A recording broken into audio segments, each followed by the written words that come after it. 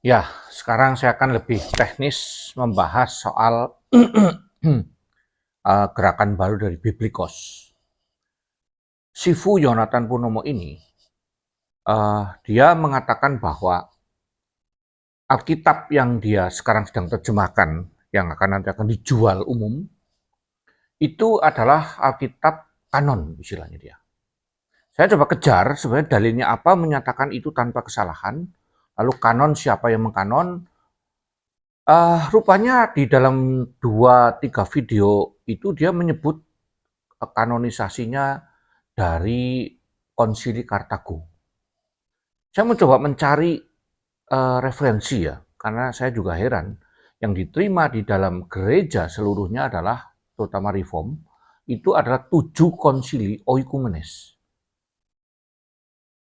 Konsili oikumene itu diikuti oleh gereja secara keseluruhan, baik barat maupun timur sebelum pecah waktu itu. Tetapi konsili Kartago ini hanya diikuti di Afrika kalau nggak salah. Walaupun dia dimotori kalau nggak salah oleh Agustinus, konsili ini memang mengkanon. Tetapi yang dikanon itu apa? Yang dikanon adalah kitab-kitab mana? Kitab-kitab mana yang akan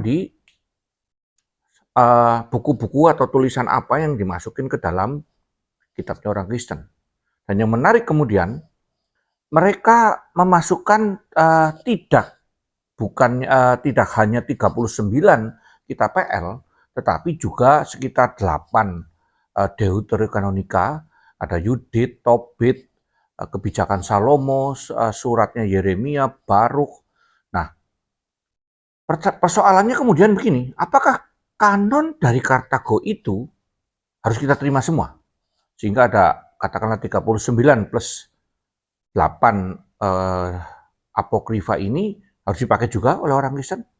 Nah, ini ada 2 persoalan yang paling mendasar sekali dari Sifu Yonatan ini. Memang ini nampaknya memang bawaan dari dulu ya. Sebelum berkuliah juga saya berdebat dengan dia, persoalannya satu di sini. Pertama, konsili Kartago bukan konsili oikumene, sehingga tidak bisa dijadikan patokan. Ya silakan kalau gereja ortodok timur memakai hasil konsili itu silakan. Tetapi jangan pernah berani mengatakan bahwa Alkitab yang dipakai oleh ortodok timur ini adalah paling benar, nol kesalahan. Karena ini akan menjadi pernyataan yang paling bodoh. Nanti saya akan jelaskan pada bagian yang kedua. Jadi bagian yang pertama ini adalah konsili yang bukan oikumene itu setara dengan sinode saja sebenarnya. Cuma sinodenya kewilayahan dalam hal ini. Kalau sekarang sinode itu adalah organisasional, kalau waktu itu kewilayahan. Nah, Sifu ini memang menarik. Dulu sempat ngomong bahwa Calvinisme itu dikutuk oleh Konsili Dositeus. Ternyata Konsili Dositeus ini juga dari ortodok timur juga. Sehingga ketika saya coba cross check dengan kawan saya yang juga ortodok dari Syria kalau nggak salah, dia mengatakan apa itu? Gak jelas. Yang berhak menganatema, mengutuk itu bukan satu wilayah, itu mah setara sinode Pak, nggak usah dipusingin. Jadi itu waktu itu. Nah, saya tidak tahu apakah memang Sifu ini tidak belajar sejarah atau bagaimana. Tetapi sekarang diulangi lagi dengan menyatakan bahwa konsili Kartago merupakan konsili yang tanda petik menjadi patokannya dia.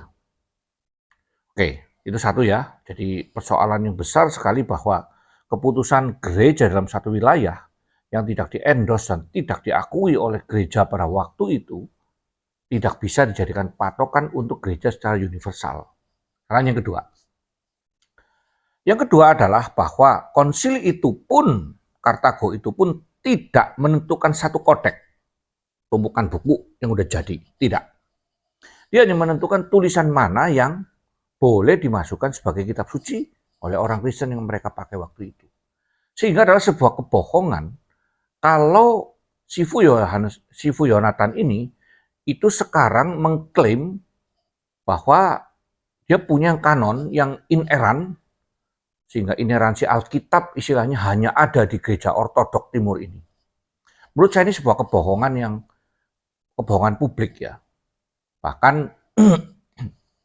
Kemudian dengan tuduhan-tuduhan bahwa Alkitab yang sekarang ini yang diterjemahkan oleh tidak hanya LAI, tapi juga terjemah di seluruh dunia yang bukan sesuai dengan teks Bizantium versi dia, itu katanya hanya bermotif bisnis.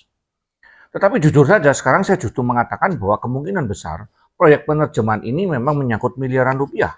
Bayangkan kalau seluruh orang Kristen di Indonesia ini membeli terjemahan baru dari Sifu Yonatan ini. Katakan dijual murah aja ya, dijual murah 50.000 lah misalnya. Dikalikan 1.000 itu udah berapa? Dikalikan 100.000 udah berapa? Jadi justru saya seremnya itu si kawan yang ngomong ya, lah ini paling bisnis doang lah. Dia cuma mau proyek buku gitu. Jadi tuduhannya dia bahwa Alkitab, LAI dan lain-lain non-Bizantium yang dia punya adalah bisnis semata. Saya juga boleh mencurigai bahwa proyek menerjemahkan ini yang katanya dari Bizantium, lalu setelah ditunjukin teks Bizantium katanya bukan Bizantium, saya kira ini juga kemungkinan ada motif-motif ekonomi di baliknya.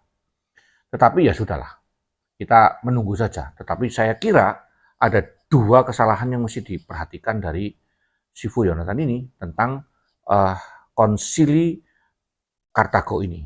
Walaupun kami sebagai orang Reform sangat menjunjung tinggi Agustinus, tetapi bagi kami tidak semua yang dilakukan Agustinus adalah bisa diterima sepenuhnya. Juga konsil ini bahkan yang dihadiri oleh Agustinus pun tidak bisa diterima sebagai Alkitab kanon. Pun diterima sebagai kanonisasi Alkitab, nggak bisa disebut dengan satu buku yang dikanon. Kenapa? Karena teks-teks Bizantium yang ada sekitar 5.000 tersebar di seluruh dunia itu, yang paling tua, yang perjanjian baru itu sekitar, kalau nggak salah itu tahun 200-an ya awal ya, 200-an awal,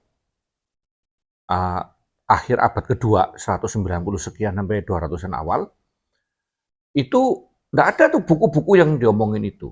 Memang ada memang, kodek paling tua itu tahun 390-an gitu ya. Saya lupa tuh kodek apa gitu ya. Tetapi yang jelas kodek itu tidak pernah diklaim sebagai Alkitab yang kanon. Jadi saya perlu mulai ngomong ini, biarlah untuk gramatikal itu dilakukan kritiknya oleh para ahli yang lain, khusus di bidangnya. Saya akan membahas secara epistemologis. Karena secara epistemologis ini Sifu sudah sangat salah sekali, sehingga bagi saya untuk jemaat-jemaat yang tidak tahu itu ya maaf saja, menurut saya akan tertipu, terkecoh dengan segala klaim lulusan terbaik dan sebagainya. Padahal apalagi terakhir dia ngomong, wah Pak Heno mesti sekolah dulu. Wah, dia nggak tahu berapa belas tahun saya bersekolah. Bahkan dia sebelum sekolah saya sudah lulus. Ya gitulah. Jadi ada banyak orang yang perlu menyadari bahwa gelar bukan segala-galanya. Jadi yang perlu adalah isinya.